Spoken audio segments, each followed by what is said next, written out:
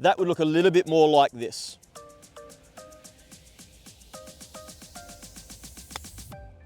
Oh, that's nice, that.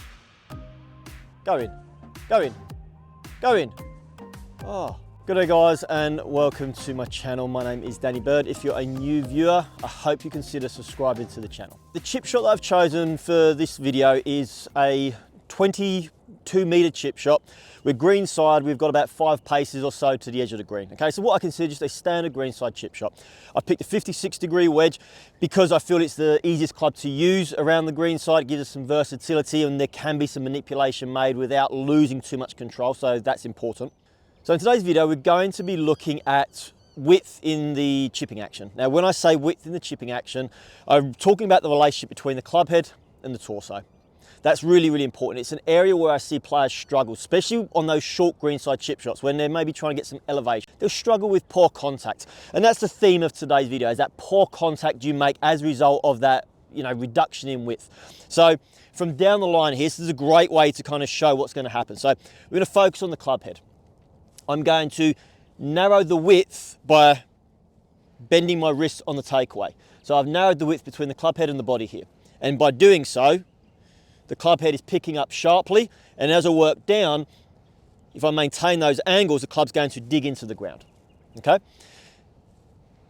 The matchup to avoid that is this kind of throwing action. And I'm sure many of you guys have been told this or seen this, and it is a little matchup, but man, it's way too much extra work in such a short swing to make it functional. You'll see narrow, throw the club head.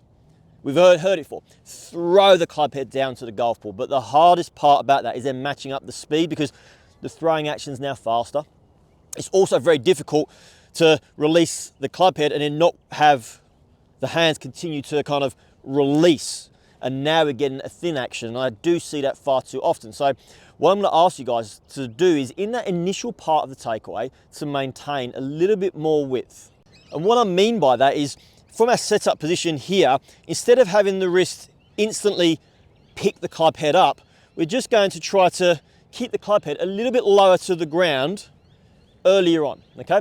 If I can maintain this little bit of width in the very first 2.5 feet of the backswing here, I'm going to have a shallower attack angle. What you're not going to see players do from this shallow position here necessarily is steepen the attack angle. So we have this shallow movement, and as we bring the club through, it's able to glide across the surface. We're able to present the loft of the club that we're using appropriately. We're going to be able to get that higher, softer flight. Now, what I did was took a couple of videos, and I'm going to post up the video for you guys to view of the 2 swings. So I had a narrow in swing, and we're going to post up the numbers, which I captured on the GC quad, and we're going to show you the wider swing. And again, post up the numbers that you'll see on the GC quad. And there is a significant difference in a couple of aspects as to, what actually happens, how much control I have over the shot.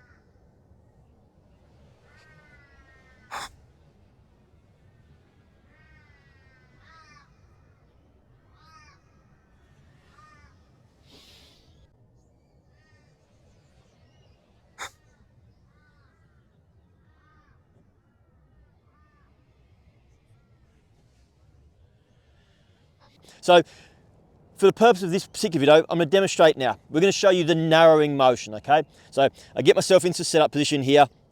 I'm going to engage my wrists early, pick the club up steep, like we tend to see a lot of players do. Traditionally, if I'm able to strike the golf ball well, we're going to find that the hands will drive forward. I will lose some loft. The golf ball will come out low. It'll come out pretty fast, pretty quick, with very little spin. So we've got a pretty steep attack angle there, and I know that from the data from the video from last week. The ball's landed about 10 paces short of the flag, and it's rolled off to the fringe on the other side. So all in all, a 22-meter shot's gone about 25, 26 meters. Now, that was a well-hit shot, okay? We're going to see players struggle with their connection. We're going to see the thins. We're going to see fat shots. That just happened to get away well because I'm aware of the movement that's needed with the hands. But if we can take that away, if we could get ourselves feeling a little bit more width in the takeaway, shallowing out that attack angle, we're going to find it a lot easier for the club to kind of bruise that grass, pop the ball up in the air. So that would look a little bit more like this.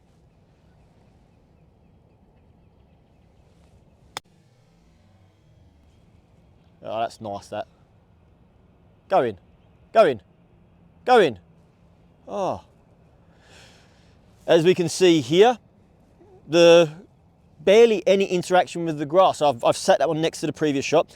Barely any interaction. The ball popped up high. You can see that on screen. I'll put it in slow motion so you can see the two launch angles.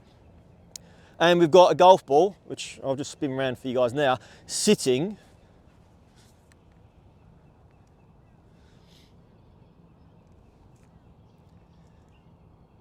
inches away, okay? So, move you over there. Golf ball number 1 behind the flag, golf ball number 2 sitting. Now, maintaining width is such a, I feel like such a fundamental, such a basic movement, but it's just kind of overlooked. Players don't really understand what we mean when we say width. So I will clarify just before we finish up the video. When I say width, I don't mean rigid arms. I don't mean pushing the hands away from the body. I'm not trying to create excessive width. I'm not trying to create more width. I'm just simply trying to maintain a very similar amount of space between the club head and my torso. So if my torso has a little bit of turn on the way back, I maintain that width here. If I don't turn the torso and I just lift my hands up, that width has now narrowed. Guys, if you're able to spend a little bit of time around the green, and especially on those sort of shorter chip shots, and say we're just a basic greenside chip shot here, you're going to find that by just having that little bit of width and maintaining that width in your backswing, and again, that first 2.5 feet, you're going to find your chipping is going to improve out of sight. Guys, it is not as difficult as you might think to become pretty confident and very competent around the green side.